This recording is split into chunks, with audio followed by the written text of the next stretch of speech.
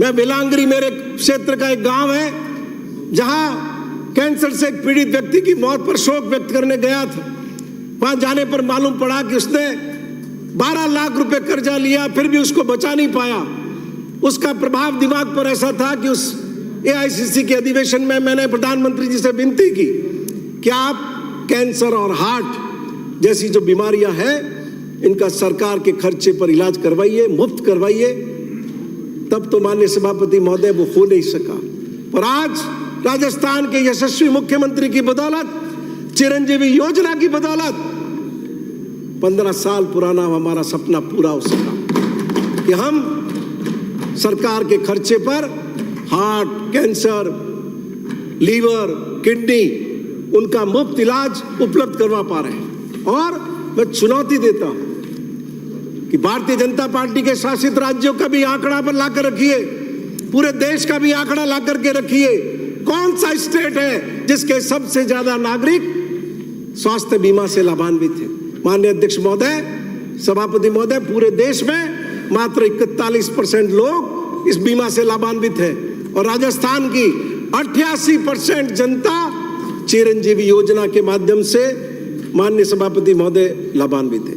और जब से ये योजना अनाउंस हुई है, बातें आप कुछ भी करिए, गांव में जाकर जब पूछेंगे तो आपको मालूम पड़ेगा कि लोग किस तरीके से इस सरकार को दुआएं दे रहे हैं, अशोक गहलोत को दुआएं दे रहे हैं। 31,58,000 लोग चिरंजीवी योजना के माध्यम से जिन्होंने प्रत्यक्ष लाभ प्राप्त किया है और 3,625 करोड़ रुपया चिरंजीवी योजना के माध्यम से अशोक गहलोत साहब ने खर्च किया है।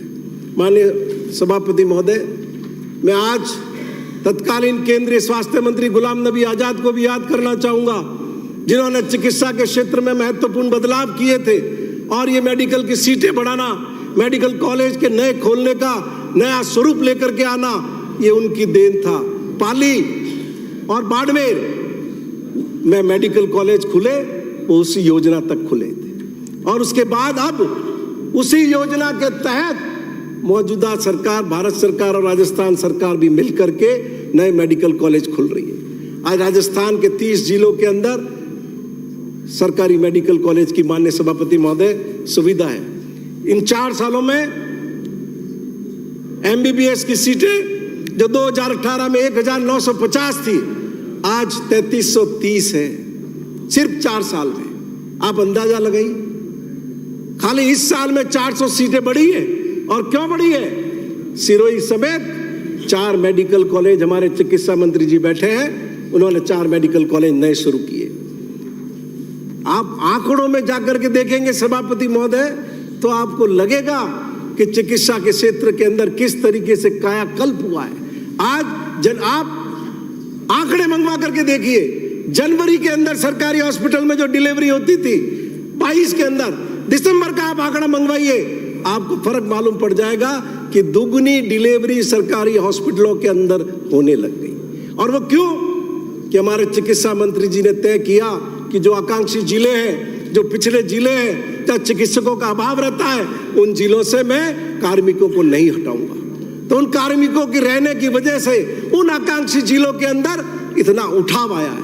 माननीय सभापति महोदय, चाइल्ड ICU 2020 में 665 थे और आज 2022 में 2,110 ICU है, चाइल्ड ICU। कोई यकीन नहीं कर सकता कि इस कदर विकास हुआ है। माननीय सभापति महोदय, मैं आपके माध्यम से शिक्षा मंत्री जी को भी विनती करना चाहूंगा कि ऐसा ही है कि पेपर लीक में आपने अनुचित साधनों के प्रयोग को लेकर के कानून सख्त लाए हैं। 10 साल की सजा का प्रावधान है, 10 करोड़ रुपए का जुर्माने का प्रावधान है। लेकिन मैं आपसे विनती करूंगा, हत्या के मामले में फांसी की सजा का प्रावधान है, उसके बाद भी हत्या रुकती नहीं है। कानून के जरिए इन अपराधों पर अंकुश नहीं लगाया जा सकता। आप 10वीं के एग्जाम की डिग्री देते हो, आप 12वीं की डिग्री देते हो, आप ग्रेजुएशन की डिग्री देते हो, क्या उनका कोई महत्व नहीं है? वो सारी डिग्रियां प्राप्त करने के बाद भी हमारे बच्चे को कोचिंग में जाना पड़ता है, तो आपकी इन डिग्रियों का क्या महत्व है? आप क्यों नहीं इन सरकारी नौकरियों में, इन भर्तियों के अंदर उन डिग्रियों के आधार पर जो आपके बोर्ड के द्वारा दी गई है, कोई ऐसा साइंटिफिक आप मैकेनिज्म लेकर के आते जिससे हमारे बच्चों के आंसू पोंछने का काम हमारी सरकार कर सके। और माननीय सभापति महोदय, खेल वास्तव में जादूगर का काम हुआ है। पूरे राजस्थान के गांव गांव के अंदर ग्रामीण ओलंपिक के माध्यम से क्या बच्चा, क्या बूढ़ा, क्या बहन, क्या मां, क्या दादी, सबको खेल के मैदान में उतार दिया। राजस्थान की हिस्ट्री में ऐसा हमने आज तक नहीं देखा। और हम पढ़ते ही रहते थे, हरियाणा का खिलाड़ी सरकारी नौकरी में जा रहा है, पंजाब का खिलाड़ी सरकारी नौकरी में जा रहा है। हमारे बच्चे टुकुर टुकुर देखते रहते थे। मैं धन्यवाद दूंगा राजस्थान के मुख्यमंत्री अशोक गहलोत और खेल मंत्री अशोक चांदना को, जो खुद भी एक स्टार प्लेयर है पोलो के। उन्होंने नियमों में बदलाव किया। पहले उसी खिलाड़ी को सरकारी नौकरी मिलती थी जिसके टी शर्ट के पीछे इंडिया लिखा हुआ होता था। अब जिस खिलाड़ी की टी शर्ट के पीछे राजस्थान लिखा हुआ है उसको भी सरकारी नौकरी मिलती है। और माननीय सभापति महोदय, इन 4 सालों में 400 खिलाड़ियों को सरकारी नौकरियां इस सरकार ने दी है। और मेजर ध्यानचंद स्टेडियम हर ब्लॉक में बना रहे। इंटरनेशनल स्टेडियम क्रिकेट का जयपुर में बन रहा है। जोधपुर में इंटरनेशनल मैच शुरू हो गए, स्टेडियम का लोकार्पण हो गया। उदयपुर में नया क्रिकेट का स्टेडियम बन रहा है। तो खेलों के लिहाज से माननीय सभापति महोदय, ये स्वर्णिम काल है। मैं आपके माध्यम से निवेदन करूंगा कि एक तो सबसे कठिन बात जो मैं कहना चाह रहा हूं वो है बजरी की। खान मंत्री जी भी आज प्रकट हुए हैं। बजरी प्रति टन 480 रुपए से लेकर के 650 रुपए बजरी के वसूल किए जा रहे हैं। राजस्थान में आप ये हालात क्यों बनने दे रहे हैं? क्या इसलिए कि वो ठेकेदार दोनों ही राजनीतिक पार्टियों के नजदीक है? महाराष्ट्र के अंदर 55 रुपए टन है, 55 रुपए टन बजरी। और गुजरात के अंदर 150 रुपए टन है। तो राजस्थान में क्या बजरी की फसल खराब हो गई, या बजरी पे पाला बढ़ गया, या बजरी पे बर्फ गिर गई कि जिससे बजरी की कमी हो गई? माननीय सभापति महोदय, क्या हाल कर रखे। बिना नंबर की गाड़ियों में बैठे हुए गुंडे, और वो गुंडे ट्रैक्टर के चालक के साथ मारपीट। और जब वो बजरी छान करके देनी पड़ती है, अगर इनका रवंडा लेकर के भी, ट्रैक्टर लेकर के भी वो बजरी लेकर के जा रहा है, वो छान के दे रहा है, तो वहां भी हमला। और पुलिस संयम लोढ़ा के फोन से तो आए या नहीं आए, उस बजरी माफिया के कहने से सबसे पहले आएंगे। इसलिए मैं आपको चेता रहा हूं कल्ला साहब, आज अगर आपने ये प्रति टन बजरी के दाम नहीं घटाए, बहुत बड़ा नुकसान राजस्थान में कांग्रेस पार्टी को उठाना पड़ेगा। मैं ये चेतावनी दे रहा हूं। आप देखिए, जितने सरकारी काम है, ठेकेदारों ने काम करने बंद कर दिए।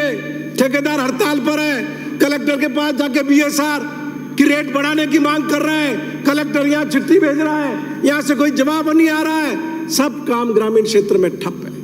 सरकारी काम के लिए भी यदि वो बजरी लेकर के कोई जाए, लेकर के नहीं जा सकता। इसलिए हाथ जोड़ करके आपको विनती है, आपने जिस रेट के आधार पर प्रधानमंत्री आवास स्वीकृत किए, बजरी नहीं है, कैसे प्रधानमंत्री आवास बनाएगा, कैसे आंगनवाड़ी केंद्र बनाएगा?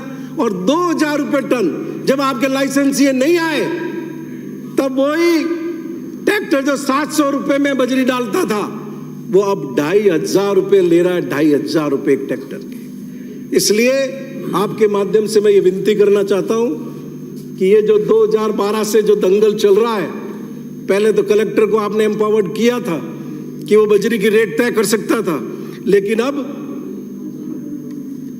बजरी को क्रशर की तरह खुले बाजार में छोड़ दिया है। इसलिए आप इसको गंभीरता से लें। और बाकी इस मौके पर आपने मुझे बोलने का अवसर दिया, सभापति महोदय, मैं आपका बहुत बहुत आभार प्रकट करता हूं। श्री राजेंद्र राठौड़।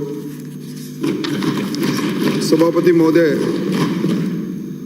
मैं आपको धन्यवाद दूं, इससे पहले मैं सिरोही से आने वाले माननीय सदस्य जो मुख्यमंत्री जी के सलाहकार हैं, उनको बधाई देना जरूर चाहूँगा कि वो हेलीकॉप्टर से लटकने की बात कहा करते थे ट्वीट करके, पर अब हेलीकॉप्टर के अंदर पहुंच गए, क्योंकि उन्होंने अपना भाषण प्रारंभ किया वो मुख्यमंत्री जी की सलाह पर किया। मैं बड़ी गंभीरता से भाषण सुन रहा था।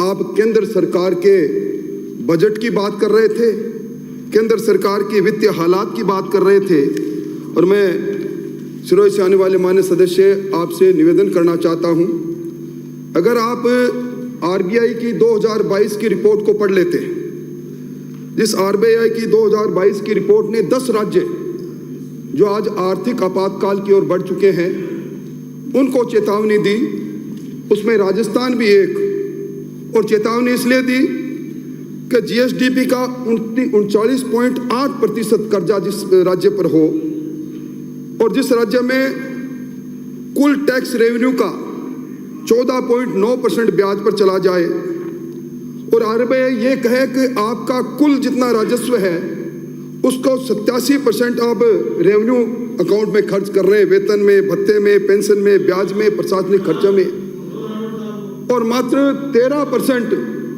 आप कैपिटल एक्सपेंडिचर पर कर रहे हैं।